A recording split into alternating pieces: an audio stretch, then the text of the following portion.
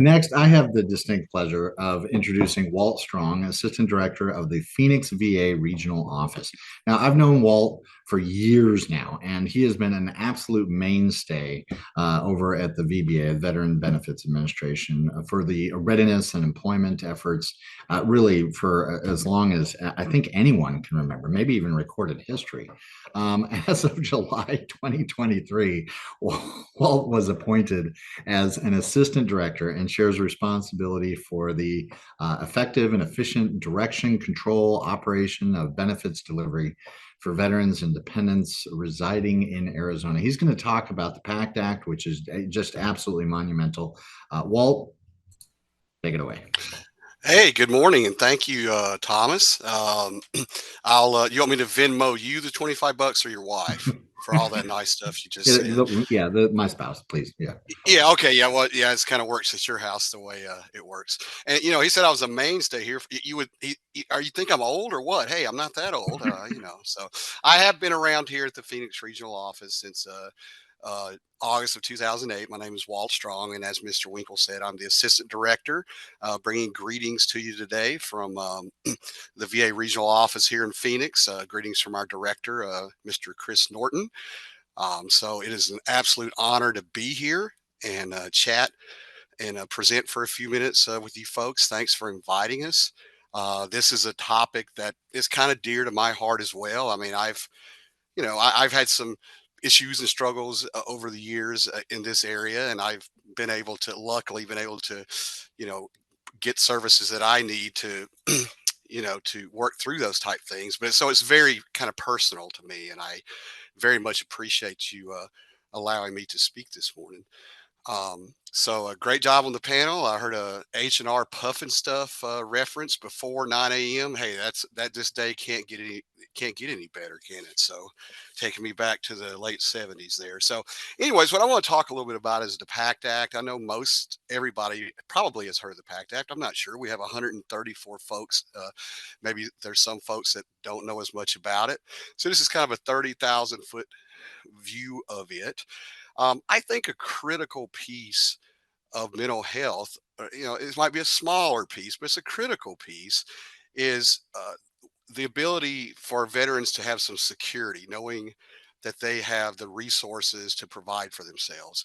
And that's where the VBA steps in, providing disability compensation. So while that's one of the pieces, I believe, to allowing a veteran to be able to work on their mental health and focus on mental health, is that they are provided the services available from VBA, including compensation to help them provide for themselves. That just, as you know, if you've ever struggled financially, that in itself is a big mental weight.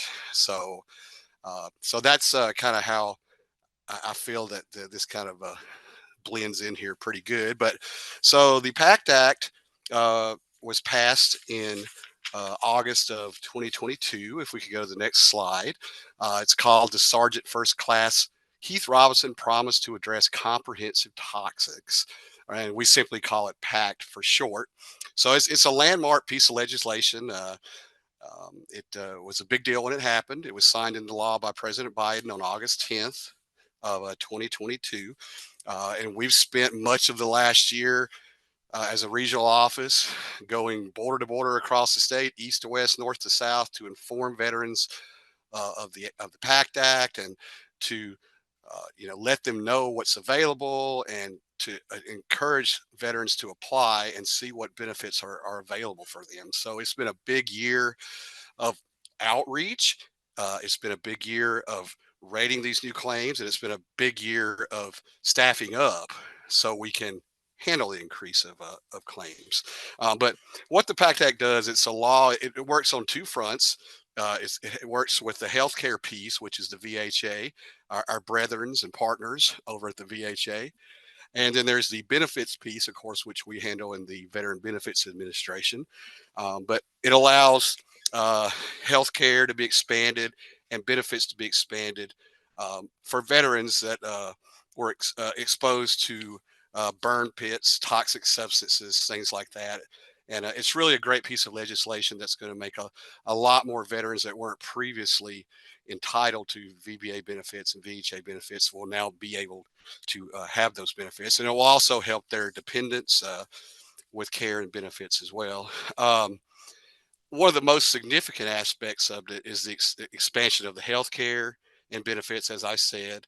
Um, Veterans that have toxic exposure and veterans of the Vietnam era, Gulf War era, or post 9/11 era also have some expanded eligibility for their exposure to toxic substances. So it's been a really big focus for us and a really great thing for veterans. If we could go to the next slide, I'd appreciate it.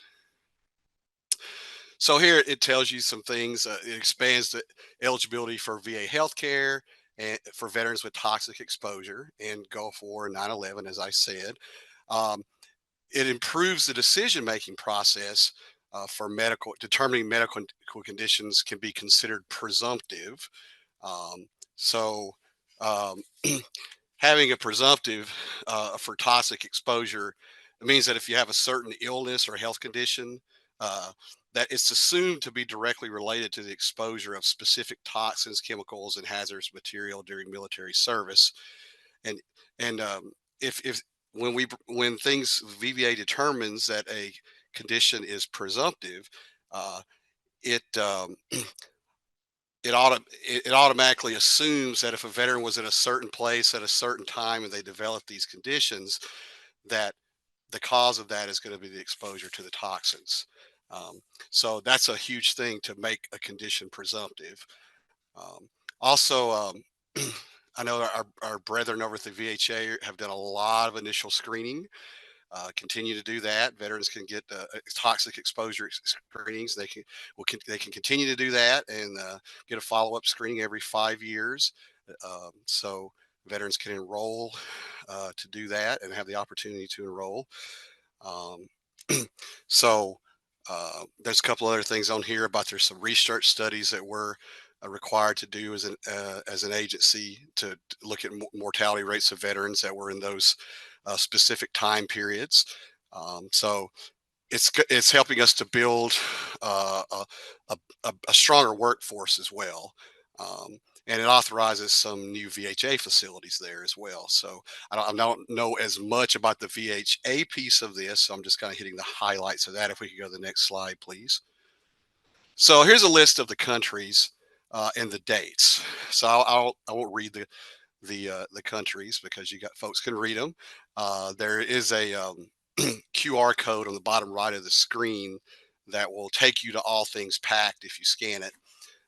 It'll take you to all things PACT to include a lot of this information. But there's a list of what 8 countries or its locations that on or after August 2nd, 1990. Um, that if a veteran served in those locations, they could be eligible for the new Gulf War related presumptions. And then there's another group of 8 countries on or after September 11th, well, the veterans can be eligible for the new Gulf War presumptives if they were served in those areas. So next screen, please. Okay, so here's some other presumptive locations. These are in regards to some cleanup operations back in the 60s and 70s. Veterans that were part of those missions can also, and had radiation exposure, may also be eligible for the presumptives under the PACT Act. Okay, next slide, please. Okay, so here is the list. There's a long list here of the conditions that are now presumed or presumptive due to various in-service toxic exposure. And again, you can scan the QR code. You can go to va.gov/PACT, either way, one of those ways to access this information. Um, so, but that is the list of if any of those issues, if a veteran has any of these issues and they served or in the certain place at the certain time period, it can be considered presumptive. So it makes it a bit more streamlined and more efficient to file a disability claim with a VBA. So if we could go to the next screen, I appreciate it. This just talks about healthcare eligibility a little bit, healthcare enrollment. Um, if veterans who served in the following locations can enroll in VA healthcare now, and it gives you the list of countries. So we had a special enrollment period from October 1st of 2022 that ended on October 1st of 2023, but we still are encouraging veterans to enroll in healthcare if they feel they have the toxic exposure. Okay, we can go to the next slide, please. Okay, this just speaks a little bit to um, filing a claim, what to do if you file a claim. We have two types. There's a new claim and there's a supplemental claim. New claim is if you veteran has never applied to VBA before uh, for a toxic exposure presumptive. And the supplemental claim is a veteran has applied before the law was passed, and now when it was denied before, but now since it's presumptive, it would be considered to be approved. So those are the two types of claims that can be filed. And again, veterans can file those claims, go scan the QR code, go to the PACT Act website. Okay. Next slide, please. And also, this is some great legislation.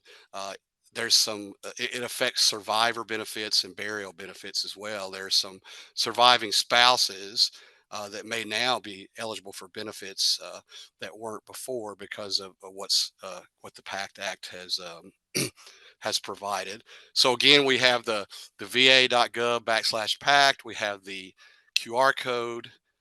So those are a way to access those resources. Okay, next slide.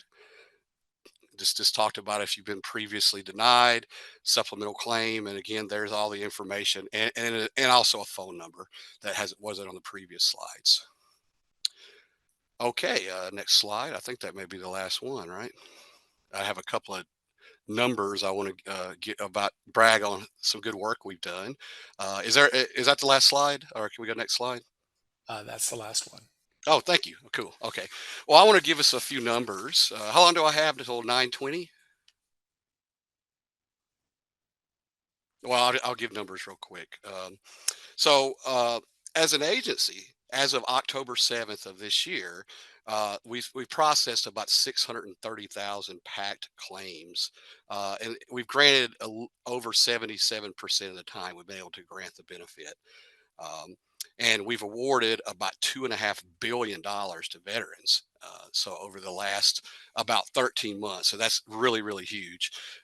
If you want to drill it down to Arizona, as of 2 days ago, October 17th, um, the VA has processed over 15,000 Arizona claims, and the grant rate was over 75%, and we've paid about $64 million to these veterans and survivors. So um, we just continue to encourage veterans to apply if they feel that they meet the criteria for the presumptives.